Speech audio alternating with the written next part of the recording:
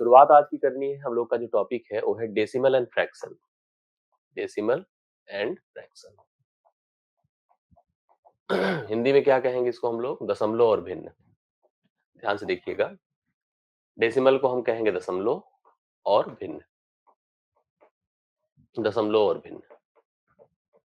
तो दिमाग में रख लीजिए कुछ बातें, बहुत इंपॉर्टेंट है कि डेसिमल और फ्रैक्शन को समझने के लिए हम जिन संख्याओं का उपयोग करते हैं, जिन नंबर का यूज करते हैं हम लोग कैलकुलेशन के लिए, संख्या जो है आपको कई तरह से मिलती है। जैसे क्या क्या मिलती है बताओ? नेगेटिव मिलती है, पॉजिटिव मिलती है। नेगेटिव मिलती है, पॉजिटिव मिलती है। और आपने देखा होगा जो कैलकुलेशंस के लिए हमें जो नंबर्स मिलते हैं वो तीन रूपों में मिलते हैं। कैसे कैसे मिलते हैं ये भी समझ लीजिए। एक तो इंटीजर मिलते हैं, मतलब फ्रैक्स इंटीजर, जिसमें कि जिसको आप जानते हैं, पढ़े हैं, ऐसा नहीं कि नई बात बता रहा हूं। एक तो फ्रैक्शन मिलता है, ठीक है, एक फ्रैक्शन मिलता है जिसको आप भिन्न कहते हैं। और एक जो है आपका डेसिमल मिलता है जिसको आप लोग जो है दशमलव कहते हैं, ठीक है। तो तीन प्रकार की संख्याएं, दो नेचर की संख्याएं आपको प्राप्त होती है। तीन प्रकार की संख्याएं, दो नेचर की संख्याएं आपको प्राप्त होती हैं कैलकुलेशन पर्पज के लिए, ठीक है। जब भी आपको कोई जोड़ घटाव गुणा भाग करना होता है किसी क्वेश्चन में, तो आपको कोई भी संख्या दो नेचर में मिलती है, या तो नेगेटिव या तो पॉजिटिव। तीन तरह की मिलती है, या तो पूर्णांक, या तो पूर्णांक, या तो भिन्न, या तो दशमलव। लेकिन सही पूछा जाए तो जो संख्या का जो सही प्रेजेंटेशन होता है, वो संख्या का जो सही प्रेजेंटेशन है उसकी बात अगर करें, तो वह संख्या का प्रेजेंटेशन आपका क्या कहलाता है? रैशनल कहलाता है। अर्थात एक भिन्न के रूप में लिखा जाता है। हर संख्या को आप एक परिमेय अर्थात भिन्न के रूप में प्रेजेंट करने की कोशिश करते हैं, और मैक्सिमम संख्याओं को आप प्रेजेंट भी करते हैं। अर्थात संख्याएं p बटा q के फॉर्म में लिखी जाती हैं, चाहे वो पूर्णांक हो, चाहे वो भिन्न की संख्या हो, चाहे दशमलव की संख्या हो। मतलब भिन्न तो भिन्न है ही है। मतलब हर एक संख्या जिसका उपयोग आप करते हैं वह संख्या p बटा q के रूप में लिखी जाती है, जहां पर इतना हमको क्लियर होता है कि p q का मान अर्थात हर का मान शून्य नहीं होता है। मतलब संख्याओं का जो रिप्रेजेंटेशन होता है, प्रदर्शन, ये संख्याएं जो रिप्रेजेंट की जाती हैं, रिटन होती हैं, लिखी जाती हैं या रिप्रेजेंट की जाती हैं, वो represented in the form of, ध्यान से देखिएगा, represented in the form of या इन द वे, आप जो भी आप समझ लीजिए, represented in the form of rational number, अर्थात परिमेय के रूप में संख्याएं लिखी जाती हैं। तो अगर हम संख्या का प्रदर्शन परिमेय के रूप में करते हैं, तो अब अगर परिमेय के रूप में भी संख्या लिखी गई और उस संख्या के बटा 1 है, तब तो वह पूर्णांक है हमेशा। अगर उस संख्या के बटा 1 है वह पूर्णांक है, मतलब यह जो है एग्जैक्टली p.0 है। अगर देखा जाए तो इट्स अ p.0। बट अगर हम कह दें कि नीचे हमारा जो हर है, अगर वह संख्या p बटा q है, जहां पे q is not equal to 1, 1 ना हो एंड 0, ना 0 हो ना 1 है, तो इट्स ऑलवेज अ फ्रैक्शन, यह हमेशा क्या है? एक भिन्न है। यह एक भिन्न है। और इस भिन्न का हम इवैल्यूएशन जब करते हैं, इसका जो मान ज्ञात करते हैं, वह डेसिमल होता है। वह जो मान आप ज्ञात करेंगे वह क्या होगा? डेसिमल होगा, अर्थात दशमलव के रूप में होगा। दशमलव के रूप में। मतलब कुछ बातें दिमाग में रखिएगा। संख्या को प्रदर्शित भिन्न के रूप में करते हैं। संख्या को जो प्रेजेंट आप करते हैं वो भिन्न के रूप में प्रेजेंट करते हैं। और संख्या का जो जो कहते हैं कि जो इवैल्यूएशन होता है, जो उसकी कैलकुलेशन होती है, वो डेसिमल के रूप में होती है। मतलब same number can be written in the form of a fraction, उसको भिन्न के रूप में लिखा जाता है, but evaluated in the form of fraction decimal. मतलब उसको जो कैलकुलेट अर्थात सॉल्व किया जाता है, उसका मान निकाला जाता है, वो डेसिमल के फॉर्म में निकाला जाता है। ये बातें आपके दिमाग में होनी चाहिए। तो कुल मिला के जैसे हमने कहा कि मेरे पास एक वैल्यू है, और उस वैल्यू को हमें, जैसे मान लो मेरे पास है 12 divide by 5, it's a number. 12 को 5 से भाग करने को कहा गया। तो मेरे पास एक नंबर है जिस संख्या को आपने प्रेजेंट ऐसे किया, बट ये प्रेजेंटेशन है उसका, इट्स अ रिप्रेजेंटेशन। ये क्या है? रिप्रेजेंटेशन है। It's a representation, but it's इसकी जो वैल्यू होगी, इसका जो मान होगा, दैट विल बी 2.4। ये इसकी वैल्यू होगी। मतलब आपने देखिए प्रेजेंट किया इन the form of fraction, fraction के फॉर्म में आपने प्रेजेंट किया, बट आपने डेसिमल के फॉर्म में इसको इवेल्युएट किया, ठीक है, इसका मान निकाला। यही हमको दिमाग में रखना है कि कभी भी किसी संख्या का प्रदर्शन भिन्न के रूप में होता है। अगर आपको किसी को समझाना है, एग्जैक्टली ऐसे समझाइए। तीन रूप होते हैं नंबर्स के, इंटीजर जिसमें कोई डेसिमल इन्वॉल्व नहीं होता, ना कोई फ्रैक्शन का फॉर्मेट होता है, या होता भी फ्रैक्शन का फॉर्मेट तो डिवाइडेड बाय 1 होता है, डेसिमल भी होता है तो पॉइंट 0 होता है। बट उसका जो रिप्रेजेंटेशन होता है, मतलब you can say the every number can be represented in the form of a fraction but evaluated in the form of a decimal. ये बात आपको सेट करनी है, लोगों को समझानी है। जब भी किसी को आप संख्या के बारे में समझा रहे हैं, तो ये बातें आपको बतानी है। तो हमें यहाँ पर ज़रूरत ये है, तो मतलब आप चाहे तो इस पॉइंट को लिख सकते हैं। क्या लिख सकते हैं? ये पॉइंट अपनी कॉपी में लिखे रहिएगा, जिससे किसी को अगर बताना हो या खुद के दिमाग में सेट करना हो, द एवरी नंबर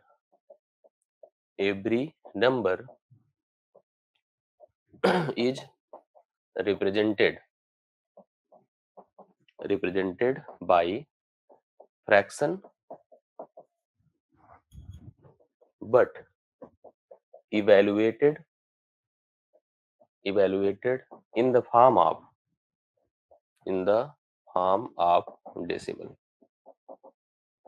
ठीक है? अर्थात प्रत्येक संख्या को भिन्न के रूप में प्रदर्शित किया जाता है, भिन्न के रूप में प्रदर्शित किया जाता है और दशमलव के रूप में उसका मान निर्धारित किया जाता है।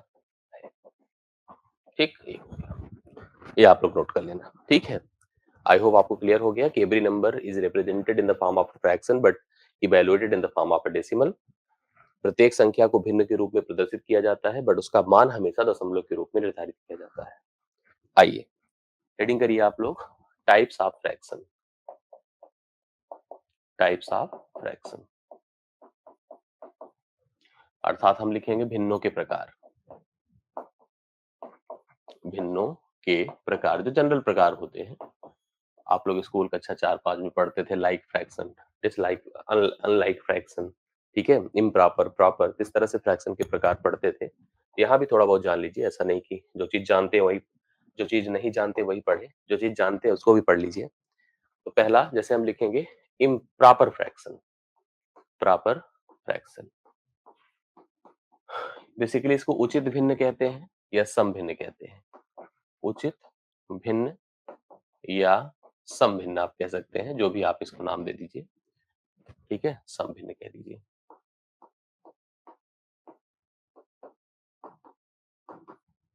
अर्थात एक जैसे एक नंबर है जो कि केवल फ्रैक्शन है, ठीक है, केवल फ्रैक्शन का मतलब जैसे हम कहते हैं कि उसके पास और कोई कैटेगरी नहीं है, इट्स अ फ्रैक्शन प्रॉपर, मतलब वह एक भिन्न है। अब सुनिए भिन्न है तो कैसे, उसके बारे में समझिए। अगर वह p बटे q के रूप में लिखा गया, तो p बटे q के रूप में लिखा गया तो यहाँ पर कंफर्म है, here p is always less than q होगा। मतलब जो अंश का मान है हर से छोटा होगा। लिख लीजिए, अंश जो हो, अंश सदैव हर से छोटा होगा। अंश सदैव क्या होगा? हर से छोटा होगा। अब क्योंकि अंश सदैव हर से छोटा है, तो we can also define like this कि p बटा q इज लेस देन 1। अर्थात ये क्या हो गया कि भिन्न सदैव एक से छोटा होगा। एक से क्या होगा? छोटा होगा। जो भिन्न आप सोच रहे हैं वह भिन्न सदैव एक से छोटा होगा। ठीक, तो p बटा q जहां पे p is less then q है, ठीक है, p is less then q है, मतलब ऊपर का मान नीचे से छोटा होना चाहिए। अंश सदैव हर से छोटा होगा, अर्थात भिन्न का मान एक से छोटा होगा। Always the fractional value is less than 1। For example कुछ भी लिख लो, 1/2, 3/4, 4/7, 12/17, 23/47, etc. everything. The all fraction is like a, it's called a like proper fraction, उचित भिन्न या सम भिन्न आप कहते हैं। क्लियर होगी बातें? इसमें कोई डाउट किसी को नहीं होना चाहिए। द नेक्स्ट फ्रैक्शन, अगला फ्रैक्शन आप नोट करिएगा कॉपी में। Second, improper fraction. Improper fraction अनुचित भिन्न, क्या बोलेंगे हिंदी में? बोलिए आप लोग, विषम भिन्न बोलिए। विषम भिन्न वहां सम बोला या अनुचित बोलिए, ठीक है। इम्प्रॉपर फ्रैक्शन, हाँ। अब इम्प्रॉपर फ्रैक्शन को दिमाग में रखिए क्या है। यह एक ऐसा फ्रैक्शन है, एक ऐसा फ्रैक्शन है जो कि p बटा q के रूप में लिखा जाएगा। यहाँ पर क्या होगा कि p is greater than q, अर्थात क्या हो जाएगा कि अंश जो है, अंश हर से बड़ा होगा। इस प्रश्न में, इस कंडीशन में कि जो भिन्न आपका बनेगा उसमें अंश अर्थात ऊपर का मान उसके नीचे के मान से क्या होगा, बड़ा होगा। इसका सेंस यहाँ पर ये बनकर आएगा कि जो p बाई क्यू होगा दैट विल ग्रेटर देन 1, अर्थात जो भिन्न होगा वह एक से क्या होगा, बड़ा होगा।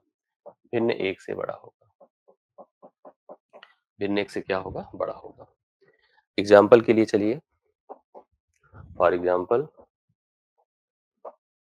5/3, 12/7, 13/4, 22/13, the all fraction are called the improper fraction।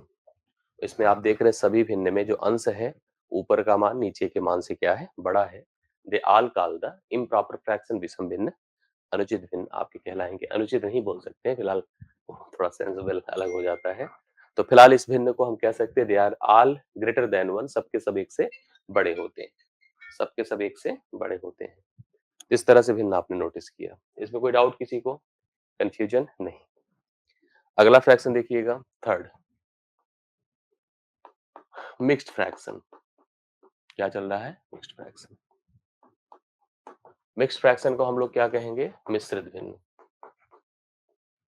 मिश्रित भिन्न ये ऐसा भिन्न होता है कि जो प्रॉपर और इम्प्रॉपर का कॉम्बिनेशन, या ऐसे कह सकते हैं कि भिन्न और इंटीजर का कॉम्बिनेशन होता है ना, पूर्णांक और भिन्न का कॉम्बिनेशन होता है। This fraction is written like a whole b by c। This fraction is written like a whole b by c, so it is also called a plus b by c, a plus b by c। For example, for example ध्यान से देखिएगा, जैसे हमने लिख दिया कि 4/2/5, 4/2/5। तो यहाँ पे 4 एक पूर्णांक है, यह संख्या 4 और 5 के बीच में है, 4 और 5 के बीच में होगा, यहाँ कहीं 4 होगा, और यह 4 है और यह 5 है, इसके बीच में आपका यह नंबर है जो 4 से बड़ा है, 5 से छोटा है। आप इसको चाहो तो लिख सकते हो 4 प्लस, क्या लिख सकते हो, 4 प्लस 2/5 लिख सकते हो आराम से, ठीक है। इसको अगर प्रेजेंट करना है तो इसको 4 सही 2/5 को लिखा जा सकता है 4 गुणे 5 प्लस 2 डिवाइड बाई 5, ठीक है। अब देखो 4 पंचे 20, 2 22 बटा, इसको आप 5 लिख सकते हो, 22/5।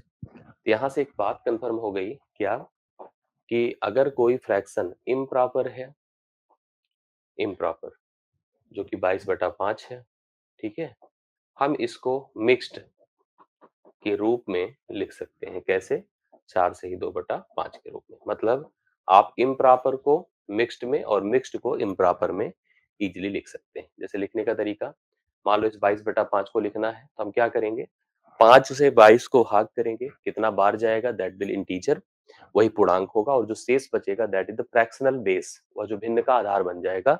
डिवीजन वैल्यू है जो डिवाइड करे दैट विल ऑलवेज डिनोमिनेटर, वही हर होगी हमेशा, उसमें कोई दिक्कत की बात नहीं, ठीक है। ये ऐसे होता है जैसे कि आपके पास 22 था और 5 लोगों में बांटना था, तो 4-4 रुपए सबको दे दीजिए। अब 2 बच जाएगा, उसको भी फर्दर बांटना ही होगा ना, तो 2/5। ये देखिए 4 लोगों में बट गया 4-4 रुपए, 2 बच रहा है, 2 को भी फिर आपको 5 में ही बांटना है। Same condition is working here, इसी कंडीशन को यहाँ पर प्रेजेंट किया जाता है। That is third option, third case. चौथा नोट करिए, चौथा डेसिमल फ्रैक्शन। डेसिमल फ्रैक्शन, इसको आप क्या कहेंगे, दशमलव भिन्न, दशमलव भिन्न। डेसिमल फ्रैक्शन क्या है, इसको समझते जाइएगा। डेसिमल फ्रैक्शन क्या है, दशमलव भिन्न एक ऐसा भिन्न, देखिए ध्यान से, a fraction whose whose denominator is in the form of, in the form of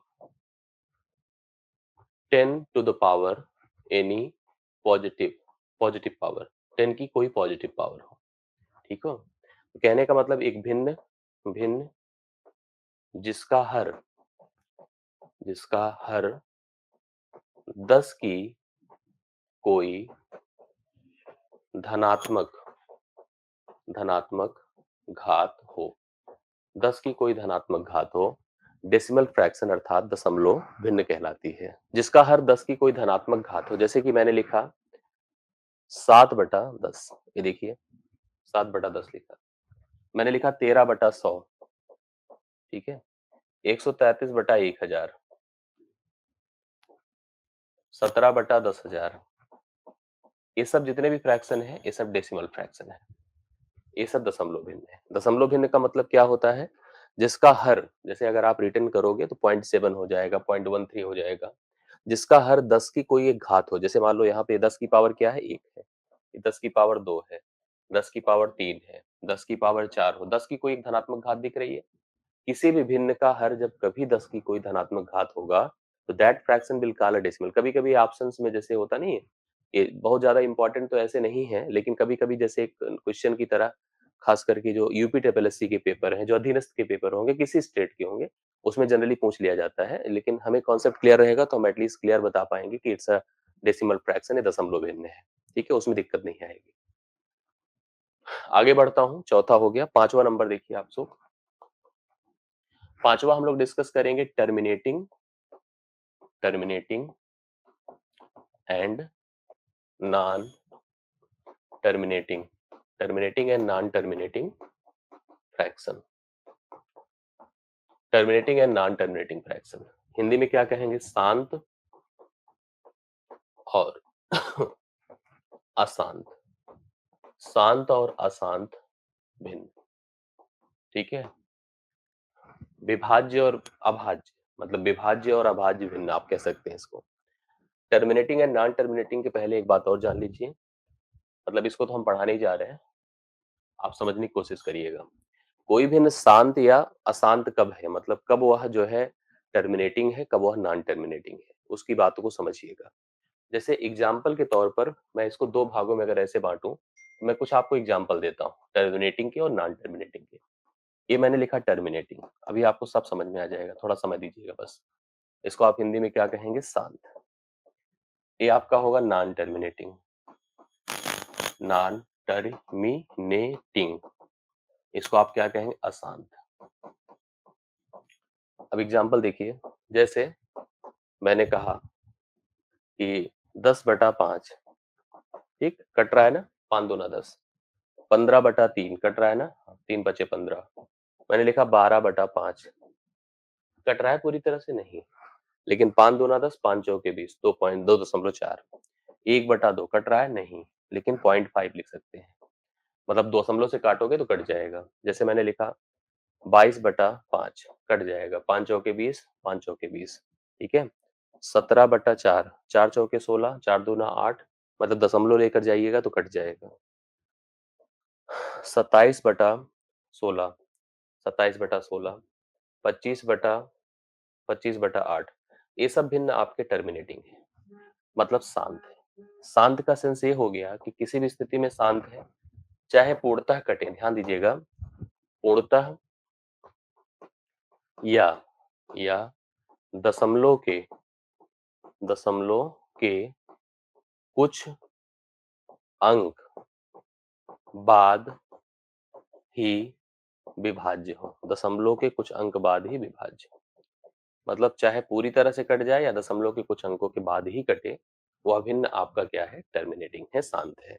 मतलब चाहे पूरी तरह से कट जाए, आप डिवाइड करके देखिए, कुछ पूरी तरह से कट रहे हैं, बाकी में आप अगर चाहे किसी को भी ले लो, जिसको आप ले लीजिए, मैं कहिए भाग करके डिवाइड डिवाइड दिखा दूं, भाग होने के बाद वह दशमलव के कुछ अंकों के बाद भी कटेगा, लेकिन कट जरूर जाएगा, रुक जाएगा एक जगह पर, ऐसा नहीं कोई रिपीटिशन चलता रहेगा।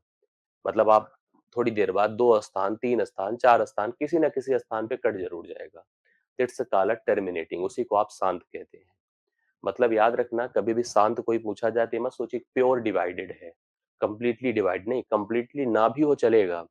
आप दशमलव के कुछ स्थान बाद शांत कर सकते हो ना, उसको हाँ कर सकते हो, अगर कर सकते हो तो इट्स कॉल्ड टर्मिनेटिंग फ्रैक्शन, उसी को आप शांत कहेंगे। ठीक है, मतलब मेरे कहने का अर्थ है कि पूरी तरह से कटने वाले नंबर, या तो दशमलव के कुछ अंकों के बाद। शायद मैंने आपको जब वो पढ़ाना शुरू किया था नंबर सिस्टम, तो मैंने इसको स्पष्ट किया था कि किसी भी भिन्न के 3 कैलकुलेशन अर्थात 3 तरह के उसके मान हल पर ज्ञात किए जाते हैं। या तो वह पूरी तरह से कैंसल होता है, या दशमलव के कुछ अंकों के बाद होता है, और अगर नहीं होता है तो फिलहाल देखिए अगली स्थिति यही है। जब ऐसे नंबर आप लेंगे जो कि जैसे ऐसे लिखा 1/3, ठीक है, 12/7, 13 बटा 6, 22/7, 13/7, इस तरह के नंबर जितने भी आप लिख सकेंगे, आप इनको डिवाइड करके देखिए, ये कभी टर्मिनेट नहीं होंगे। चाहे इनको पूरी तरह से तो कभी हो ही नहीं सकते, दशमलव के कुछ अंकों के बाद भी अपने आप को दोहराते, दोहराते, दोहराते, दोहराते रहेंगे। इन एग्जांपल्स को थोड़ा समझा जाए, इनमें से कोई भी एक एग्जांपल उठा लूँ, जैसे मैं मान लीजिए टर्मिनेटिंग का एक एग्जांपल ले रहा हूँ, आप समझिएगा।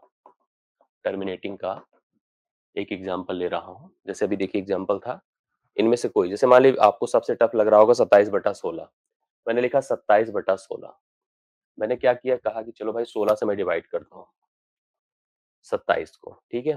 तो 16 एक के 16 होता है, 16 9 27 होता है, 9 कर दिए 11, सॉरी 11 होगा ना, यहाँ 11 आएगा, 11 दशमलव लगा, शून्य बढ़ा, 16 छक्के 96, 16 छक्के 96 होगा, क्योंकि 16 सत्ते 112 हो जाता है, 16 छक्के कितना कर दिया, 96, 10 से 6 4 हो गया, और ये आपका 14 हो गया। एक शून्य अपने आप बढ़ेगा, आपको पता है। 16 8 128 होगा, क्योंकि 16 9 144 होता है, 128 हुआ। 10 से 8 2 हुआ, ठीक है, 10 से 8 2 हुआ, 3 से 2 1 हुआ, एक शून्य अपने आप आएगा। अब यहाँ पर 120 पर हम पहुंच चुके हैं, किस पर, 120 पर। अब सुनिए, 16 सत्ते 112 होगा, 16 सत्ते 112 होगा, 8 आएगा जीरो, 16 पंचे 80, कट गया कि नहीं, कटा, दशमलव के कुछ स्थानों के बाद ही कट गया, लेकिन कट जरूर गया, मतलब ऐसा नहीं कि रिपीटेड चलता रहा, 1.6875 करके आ रहा है, मतलब ये कट जरूर जा रहा है। एक एग्जांपल आप नॉन टर्मिनेटिंग का देख लो, ठीक है, नॉन टर्मिनेटिंग, नॉन टर्मिनेटिंग, इसका एक एग्जांपल आप समझो, जैसे अभी हम लोगों ने लिया है, देखिए इनमें से कोई, जैसे मान लो 12/7 लेता हूं मैं, ठीक है, 12/7 लेता हूं। अब आपने चलिए 7 को बड़े कॉन्फिडेंस से, 7 से बड़े कॉन्फिडेंस से 12 को भाग करना शुरू किया, 7 एक के 7 हुआ, 5 आया, दशमलव किया जीरो, 7 सते कितना हुआ, 49, एक आया जीरो, 7 एक के कितना हुआ, 7, 3 आया जीरो, 7 चौके कितना हुआ, 28, 2 हुआ जीरो, 7 दूना कितना हुआ, 14, 6 आया जीरो, 7 अठे कितना हुआ। अब देखो यहाँ तक पहुंच चुके हैं, थोड़ा सा इसको और बड़ा कर दें।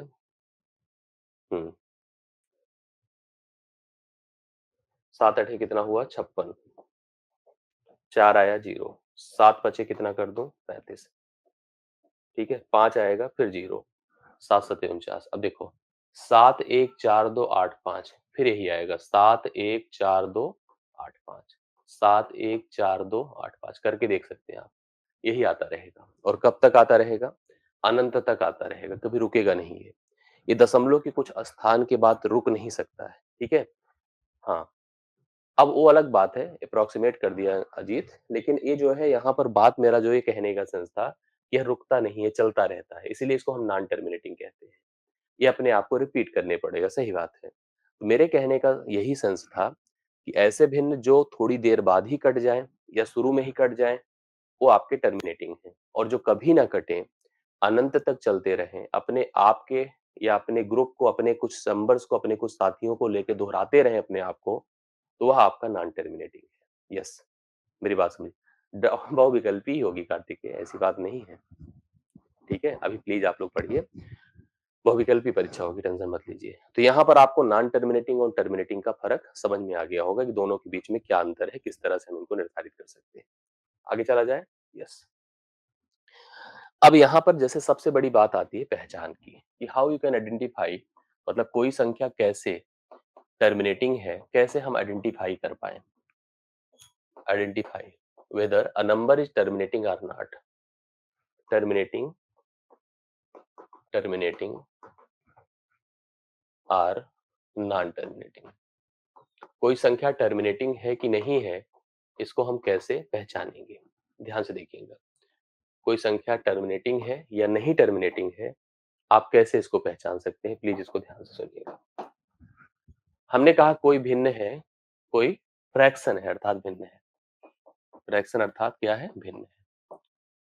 उसका जो हर है, उसका जो हर है, पहली चीज फ्रैक्शन जो भिन्न हो, भिन्न का सरलतम रूप हो। भिन्न का क्या हो? सरलतम रूप हो।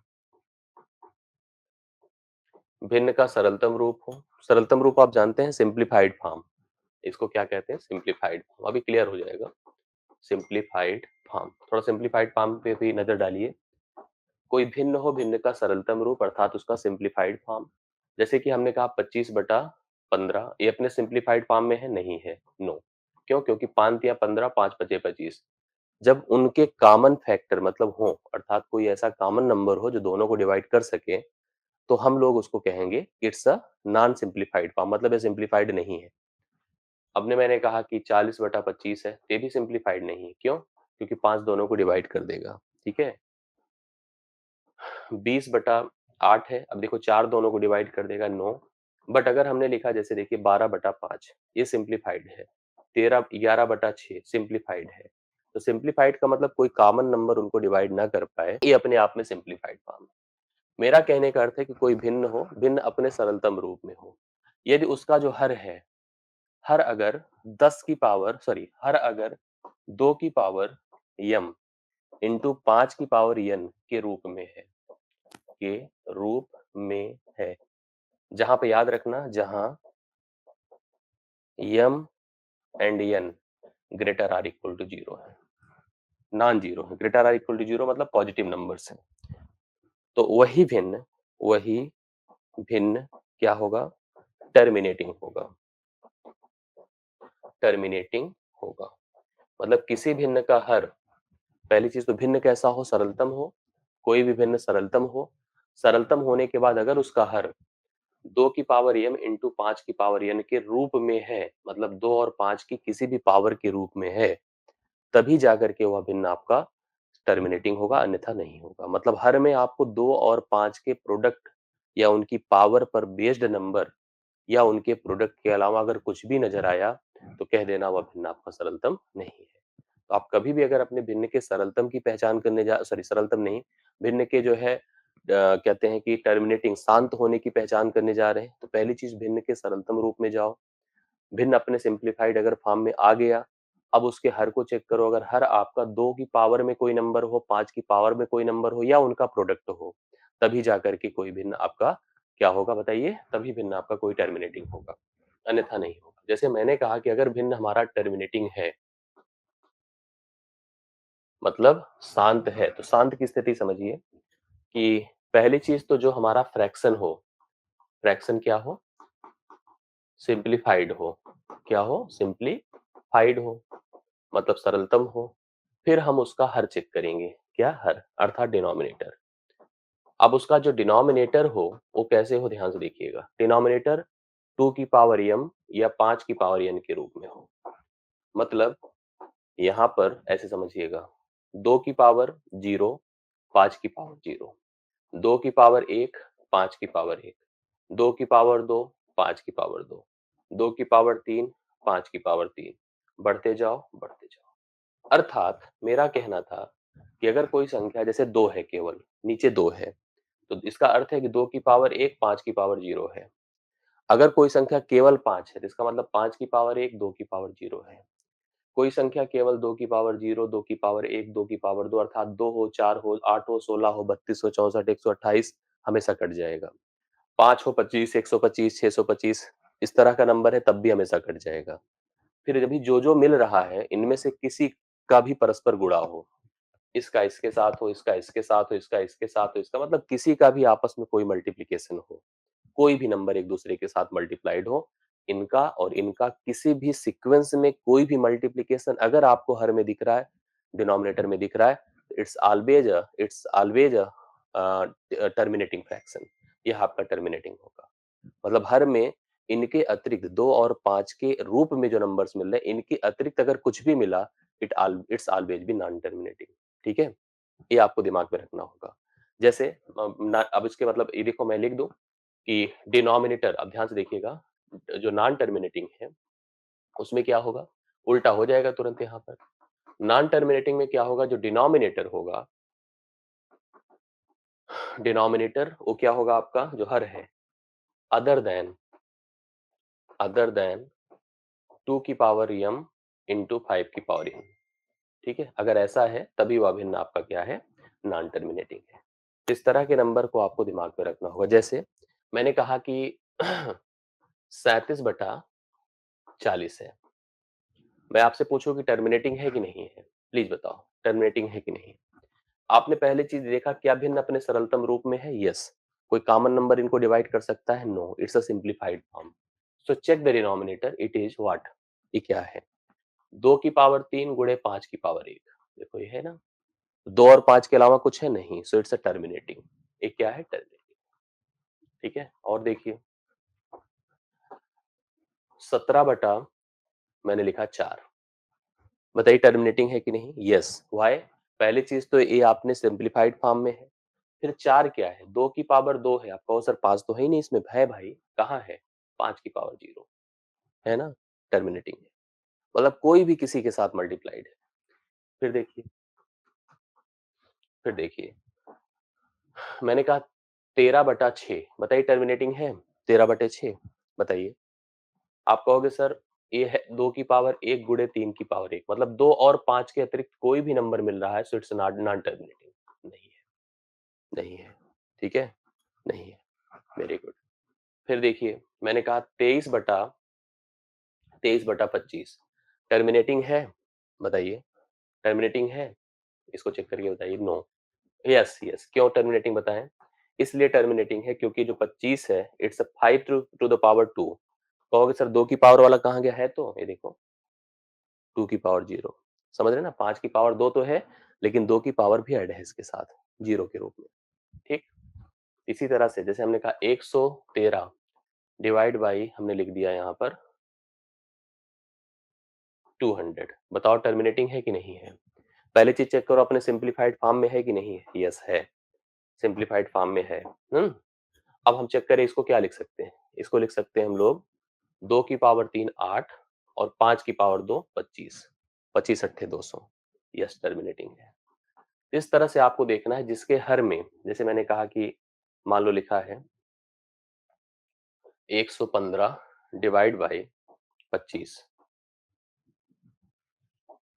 150 लिख दिया, 115 डिवाइड बाई 150, बताइए टर्मिनेटिंग है कि नहीं है।